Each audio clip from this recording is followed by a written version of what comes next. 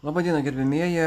Nutariau įrašyti šitą labai trumpą, išties trumpą tokį video paaiškinimą ir video apie tai, kaip aš matau situaciją su šios dienos dronu. Nes, žinot, skaitant socialinius tinklus, ypatingai tam tikrus įrašus, o dar ypatingiau tam tikrų įrašų komentarus, na, nervai nelaiko. Bet ko gero, šiandien nenorėčiau savo trumpo komentaro metu kalbėti apie tą arba įsivaizduojama, arba dalinai tikrą komunikacinę krizę, kurią galima numanyti, jeigu skaitai tuos pačius minėtus komentarus, kuriuose, žinote, kabutėse valdžia nieko nedaro, o kodėl slepiasi vieni, tačiau neleidžiama slėptis kitiems, o kodėl SMS-ai mūsų informacinės sistemos atėjo vėliau ar anksčiau ir taip toliau, ir taip toliau. Apie tai aš nenorėčiau labai daug dabar diskutuoti. Kiekvienas turime savo nuomonę, visai klausimas yra toksai, o ką mes galime padaryti ir kaip mes turėtume elgtis ateityje, kad tokie dalykai nepasikartotų, bent jau nepasikartotų tokia forma, kokia vyksta dabar, tai yra dronas įskrenda ir jisai nukrenta kažkur tai. Pirmojo atveju jis nukrito pakankamai netoli Lietuvos sienos, o dabar jo vis dar ieškoma. Na, bent jau tuo metu, dabar, kuomet aš rašinėjau šitą video mikroreportažą, tas dronas dar nėra rastas.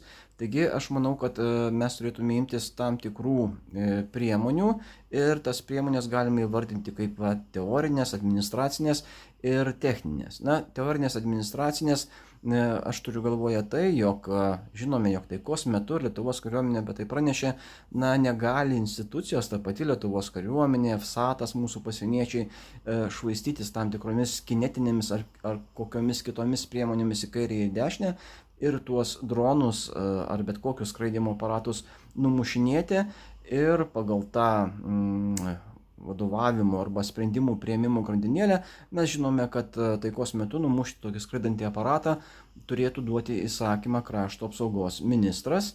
Tačiau pastebėsiu, priminsiu visiems, kas nežino, kad būna išimčių, išties būna išimčių šitoje valdymo grandinėje ir taip pat sprendimai gali būti deleguoti kariuomenės vadui tiesiogiai arba netgi karinių oro pajėgų vadui. Šiuo atveju kalbu vien tik tai apie antžeminių priemonių panaudojimą, tačiau nekalbu apie NATO oro gynybos policijos misiją. Ten jau visai kiti reikalai ir komas duoda tą komandą, tai apie tai šiandien nešnekėkime. Taigi, ką mes galime daryti, mes galime trumpinti sprendimų priėmimo grandinę. Žinoma, visiems labai įdomu, ką mes galime padaryti iš tos techninės pusės, užduodami klausimą, ir mes turime priemonių numušti tos dronus ar ne.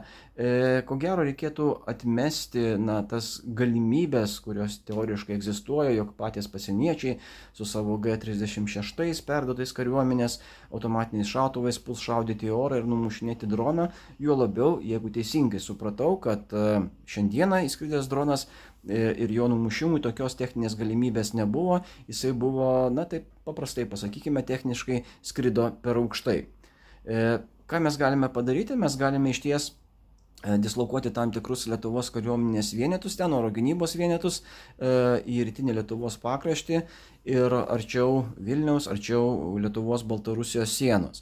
Kaip tai galėtų atrodyti, aš vėlgi nesiimsiu spręsti, žinome apie praktiškai 3 priemonės. Mes galime numušti su oro gynybos priemonėmis GROM, mes galime numušti su oro gynybos priemonėmis RBS 70, tai raketinės sistemos, ir tada jau vidutinio oro gynybos nuotolio sistemos NASAMS.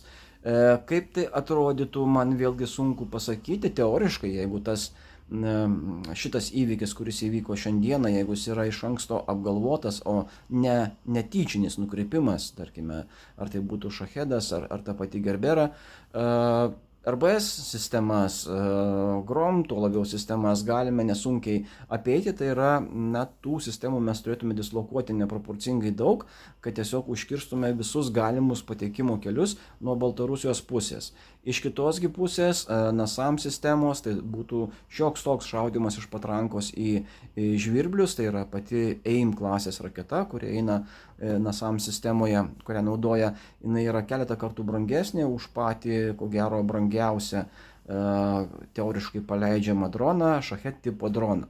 Taigi tokie teoriniai pasvarstymai.